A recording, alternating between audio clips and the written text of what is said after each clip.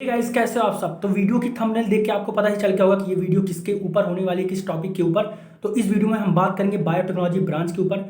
तो इस वीडियो में हमारे साथ रहेंगे सनियम जैन। तो सनियम जैन जो हैं वो बायोटेक के स्टूडेंट हैं दिल्ली टेक्नोलॉजिकल यूनिवर्सिटी में। तो उनकी जेई मेंस रैंक 6 के अंडर थी।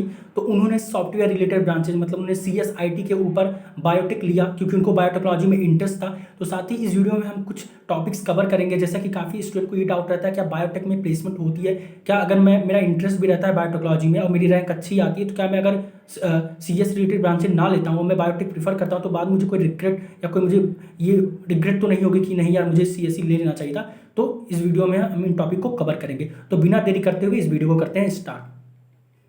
तो भाई, आपने CSE के ऊपर बायोटेक्नोलॉजी क्यों चूज की? जैसा कि इस समय ट्रेंड है CSE का, तो उसके ऊपर आपने बायोटेक क्यों चूज की? ये जो चीज़ का जो आंसर है ना, it starts with my primary school. Actually as a primary kid क्या है, मतलब बच्चों को पता तो ज़्यादा कुछ होता नहीं है। तो बस मेरे को ये था, I was attracted to birds, animals, मतलब नेचर से बहुत ज़्यादा प्यार था। फिर क्लास 6th में आए तो वी हैड बायोलॉजी। तो साइंस में सबसे ज़्यादा बायोलॉजी पसंद थी मेरे को। तो 10th तक मतलब यही था कि भाई बायोलॉजी बायोलॉजी, फिजिक्स केमिस्ट्री बस पढ़ लेता था, but I had a special interest for biology. फिर क्लास 9th में जब मैं आया तो आई डोंट नो वेयर, पता नहीं कहाँ से मेरे को एक शब्द पता चल गया, बायोटेक्नोलॉजी। आई डोंट नो कहाँ से, और मुझे उसका मतलब भी नहीं पता था उस टाइम तक। तो बस रट थी कि भाई बायोटेक्नोलॉजी में जाना है, बायोटेक्नोलॉजी में जाना है। फिर 9th निकल गई, 10th निकल गई, इट केम 11th में मैंने फिर बायोलॉजी चूज़ करी एज अ सब्जेक्ट। एंड फिर 12th में आके I got to know what biotechnology is. तो कभी कभी आपको ऐसा लगता है ना कि यार कोई चीज़ पढ़ के आपको लगता है यार ये चीज़ तो मेरे लिए ही बनी है। मतलब यू गेट गूज बम्स मिलते हैं यार जब उसके रिसर्च पेपर्स पढ़ता हूँ तो, या उसके जब एक्साइटमेंट होती है या उसके एक्सपेरिमेंट्स पढ़ो तो, मतलब बहुत ज़्यादा कुछ ना, एक पैशनेट हूँ मैं बहुत ज़्यादा बायोटेक्नोलॉजी को लेकर। तो इसीलिए फिर जेई मेंस निकला, एंड जब फिर मैंने DTU की काउंसलिंग भरी, सो इवन मैंने बायोटेक्नोलॉजी के अलावा कुछ और भरा भी नहीं, क्योंकि मुझे और कुछ किसी और चीज़ में I wanted to fulfil my passion. तो इसीलिए मैंने बायोटेक्नोलॉजी चूज़ किया, चाहे ट्रेंड CS का कितना ही हो, लेकिन बायोटेक्नोलॉजी मेरा पैशन था। So I wanted to pursue that, इसीलिए मैंने बायोटेक भरा। नहीं नहीं, सही है। तो भाई, जो ये तो सही है। तो हमारा जो ये सेकंड क्वेश्चन है, जो काफ़ी स्टूडेंट के डाउट डाउट रहता है, वो ये है कि कुछ स्टूडेंट बायोटेक्नोलॉजी में इंटरेस्टेड तो होते हैं, जैसे कि आप हैं, कुछ और भी होते हैं, लेकिन उन्हें ये डाउट रहता है कि प्लेसमेंट लगेगी कि नहीं। और मैंने अगर अभी मेरी रैंक अगर इतनी आए, जैसे आपकी अगर 6000 के अप्रॉक्स आई थी, वैसे इस अकॉर्डिंग इतनी आती है, तो बच्चे सोचते हैं कि अगर मैंने अभी मौका छोड़ दिया, मैंने सॉफ्टवेयर रिलेटेड ब्रांचेज नहीं ली, तो बाद में क्या मतलब मुझे ऐसा ना हो कि प्लेसमेंट ही ना लगे और मैं बाद में रिग्रेट करूं। तो उस पर आप क्या बोलना यार देखो ना, चाहेंगे स्टूडेंट के लिए? ये चीज़ एक इम्पॉर्टेंट फैक्टर है, प्लेसमेंट इम्पॉर्टेंट फैक्टर है। मेंटली आपको ना बहुत प्रिपेयर रहना पड़ता है हम्म।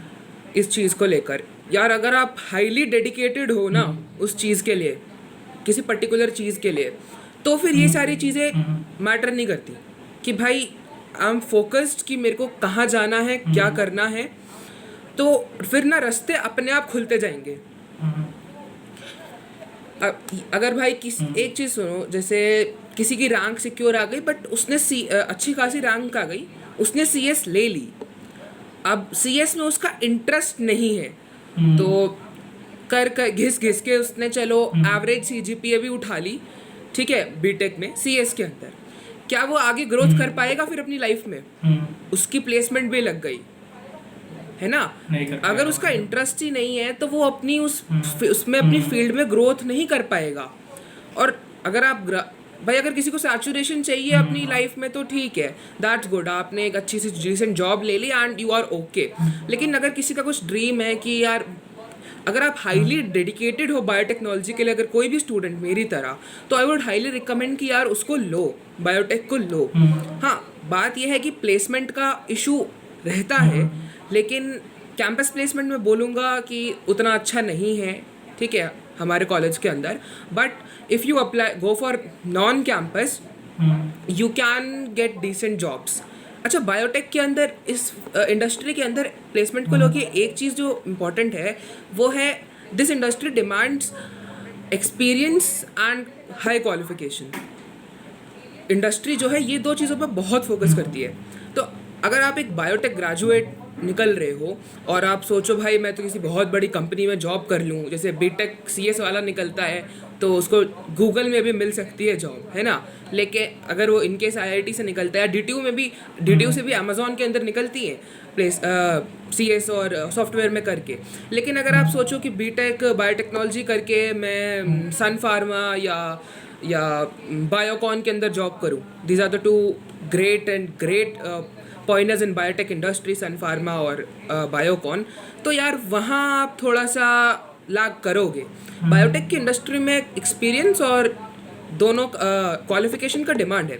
अच्छा, इफ़ यू कैन, अगर आप चाहते हो जैसे बायोकॉन में जाना, बायोकॉन सन फार्मा में आफ्टर जस्ट ग्रेजुएशन, तो you could be hired for some smaller roles. For example आपको क्वालिटी एश्योरेंस की टीम में डाल देंगे कि जो बायो प्रोडक्ट बन रहा है वो ठीक बन रहा है नहीं बन रहा है, या बायो रिएक्टर की एनालिसिस आपको करनी है तो उसके अंदर डाल देंगे।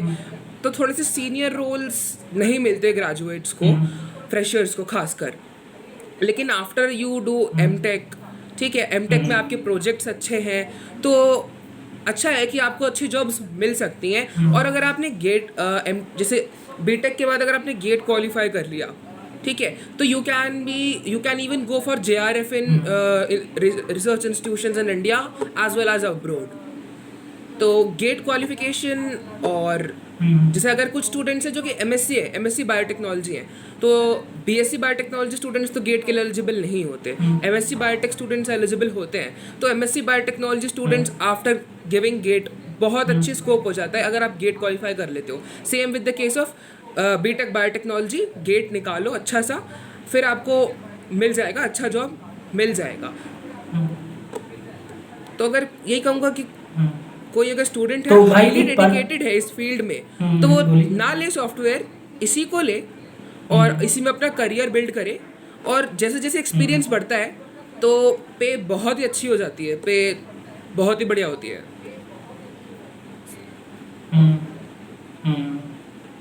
तो भाई जैसे आपकी जब रैंक आई थी तो मतलब आपने सोचा कि मुझे बायोटेक्नोलॉजी करना है, लेकिन इंडिया में कुछ ऐसा है ना कि अगर आपकी एक अच्छी रैंक आती है ना और आप चूज करते हो लोअर, जैसे हमारे इंडिया में इनको बायोटेक्नोलॉजी से हाँ। ब्रांचेस को लोअर ब्रांचेस माना जाता है, तो अगर आप उसको चूज करते हो तो घर पे लोग कहते हैं कि यार मत कर, बाद में पछताएगा। तो क्या ऐसा आपको फील होता है कि बाद में रिग्रेट होगा इस चीज़ का कि नहीं यार मैंने गलती कर दी, स्टार्टिंग में मुझे ले लेना चाहिए था, आज मैं नहीं कर पा रहा हूँ वो चीज़ जो मैं अगर वो ब्रांच ले लिया होता सॉफ्टवेयर रिलेटेड तो मैं काफ़ी आगे होता, जो कि मैं इस टाइम पे नहीं हूँ। ऐसा आप सबसे क्या कहना पहले तो चाहेंगे? जैसे तुमने बोला कि ये तो लो ग्रेड ब्रांचेस और हाई ग्रेड ब्रांचेस, ये सिस्टम मेरे को कभी समझ में नहीं आया कि ऐसा क्यों बोलते हैं।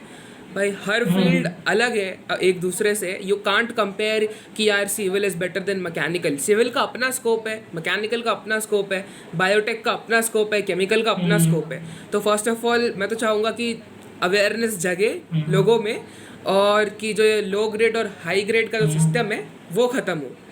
अच्छा, पेरेंट्स की बात करूँ, जैसे मेरी रैंक आई तो पेरेंट्स से मेरे ऊपर आज सच प्रेशर नहीं था, ठीक है, कि भाई CSE उठा लो ये वो। एक्चुअली क्या था कि मेरे साथ जो कंडीशन थी वो मैंने डिसाइडेड था कि अगर मैं इंजीनियरिंग करूँगा तो बायोटेक्नोलॉजी के अंदर करूँगा। ये मैंने अपने पेरेंट्स को बोल रखा था कि बीटेक में एडमिशन मिलता है तो बायोटेक में, नहीं तो मैं नहीं करूँगा BTech. I would go for some BSc honours course, like DU के अंदर मेरे को बायोकेमिस्ट्री बायोमेडिकल साइंस मिल रहा था, BSc ऑनर्स। तो मैंने कहा था मैं उसके अंदर चला जाऊँगा, नहीं तो बीटेक करूँगा तो सिर्फ और सिर्फ बायोटेक्नोलॉजी के अंदर ही करूँगा। तो पेरेंट्स से तो स्ट्रीम वाला ये मैं पहले ही सेट करके बैठा था, लेकिन बस थोड़ी सी जो नोक झोंक कहो या थोड़ा सा सर्कमस्टांसेस जो जिस चीज़ की वजह से बिगड़े थे वो था MBBS। अब भाई तुम जानते हो कि MBBS की क्या रेपुटेशन इंडिया के अंदर, तो वही था कि आई क्वालिफाइड नीट एंड उसमें उतना अच्छा स्कोर नहीं था, but I was getting south के मेडिकल कॉलेजेस। तो मैं नहीं चाहता था कि मैं दिल्ली छोड़ूं। पापा कह रहे थे कि यार MBBS का ऑप्शन है, चले जाओ। तो बस वही था, एक स्ट्रीम से बस नीट और एमबीबीएस और बायोटेक्नोलॉजी के बीच में था। आई ड्रॉप्ड एमबीबीएस एंड मैंने बायोटेक्नोलॉजी ही ली, चूज़ करा उसके ऊपर। अच्छा, जहाँ तक रिग्रेट की बात है, अब मैं जो चीज़ सोचता हूँ कि अगर यार मैंने सॉफ्टवेयर रैंक आई थी तो I could have easily got software या फिर सीए मिल जाती मेरे को। लेकिन मेरा और प्रोग्रामिंग का दूर दूर का नाता नहीं है। मतलब जैसे, हाँ सीरियसली, एक हफ्ता मैंने प्रोग्रामिंग पढ़ी और उसके बाद पता चल गया कि अपनी औकात के बाहर है। तो टेक ब्रांचेस वही ना। मतलब शुरू से ही मेरा कंप्यूटर में कभी इंटरेस्ट नहीं था। अच्छा, मैं केवी से हूँ, तो हमारे यहाँ लाइक एडिशनल सब्जेक्ट सारे होते हैं, बट उनका कभी एग्ज़ाम नहीं होता। जैसे म्यूज़िक है, फाइन आर्ट्स है, कंप्यूटर है, उनका कभी एग्ज़ाम नहीं होता हमारे स्कूल्स के अंदर।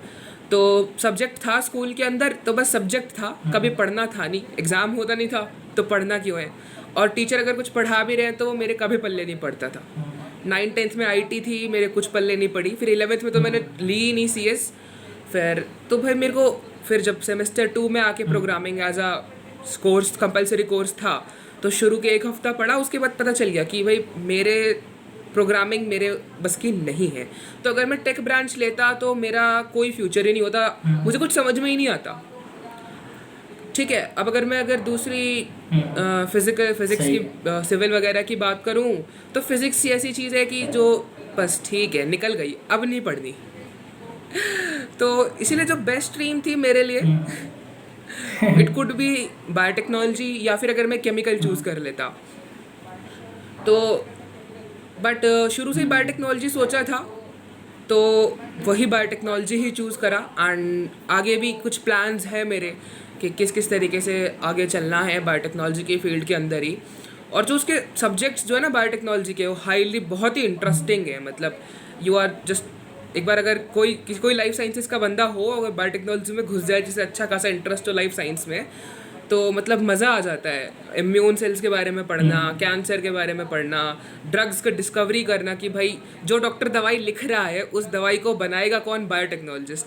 सो we are at the back end. Doctors अगर फ्रंट एंड पे हैं तो हम उनके बायोटेक्नोलॉजिस्ट उनके बैक एंड पे हैं। सारी जो डायग्नोस्टिक टूल्स जो कि बनाना, जैसे अगर आप कोविड का किट बनाना है कोविड के डिटेक्शन की, तो वो डॉक्टर्स नहीं बनाएंगे, वो बायोटेक्नोलॉजिस्ट बनाने वाले हैं। उसका बायोटेक्नोलॉजी का एक सेपरेट ब्रांच है, बायो इंस्ट्रूमेंटेशन टेक्नोलॉजी। तो जो लोग उसमें स्पेशलाइजेशन करते हैं वो डायग्नोस्टिक किट्स वगैरह बनाते हैं। तो बायोटेक्नोलॉजी बहुत कुछ है। मैं रिग्रेट तो आई डोंट गेस कि कभी करने वाला हूँ कि मैंने गलत स्ट्रीम ले ली। अब बस हार्ड टाइम्स तो आते ही हैं, हर किसी की नहीं, लाइफ सही में आते हैं, बात। Ups and downs. स्ट्रगल तो है इस फील्ड के अंदर, इंडिया में तो खासकर है स्ट्रगल। तो अप्स एंड डाउन्स तो आएंगे ही लाइफ में, हार्डशिप्स तो होंगी। लेकिन ये नहीं है कि कभी यार दूसरी और ब्रांच ले ली होती तो शायद मैं कहीं अच्छा होता। इतना मैं श्योर हूँ कि ये पर्टिकुलर ब्रांच मेरे लिए बिल्कुल सही है। हम्म।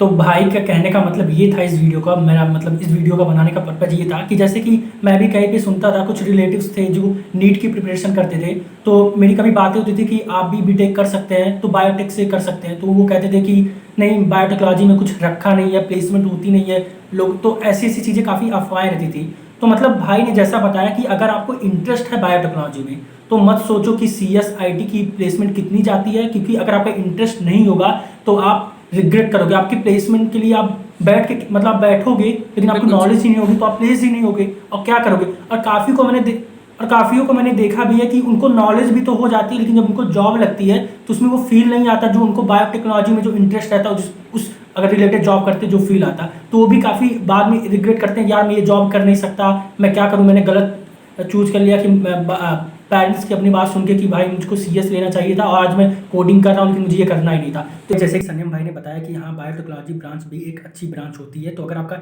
इंटरेस्ट बायोटेक में होता है तो आप इस ब्रांच को प्रीफर कर सकते हैं। और साथ ही अगर मैं प्लेसमेंट की बात करें तो अगर आपको थोड़ा सा इसमें मेहनत ज़्यादा करना पड़ता है compare to software related branches में, क्योंकि इसमें थोड़ा सा बेस्ट अगर आपको अच्छी सैलरी चाहिए तो पोस्ट ग्रेजुएशन तक आपको करना पड़ेगा। लेकिन हाँ, तो अगर आपको कोई भी डाउट रहता है तो संयम भाई की मैंने इंस्टा लिंक साथ ही लिंक्डइन लिंक भी दे रखी है डिस्क्रिप्शन में, आप चेक कर सकते हैं, आप पूछ सकते हैं उनसे। तो फिर इसी के साथ मिलते हैं नेक्स्ट वीडियो में, तब तक के लिए सी या बाय बाय।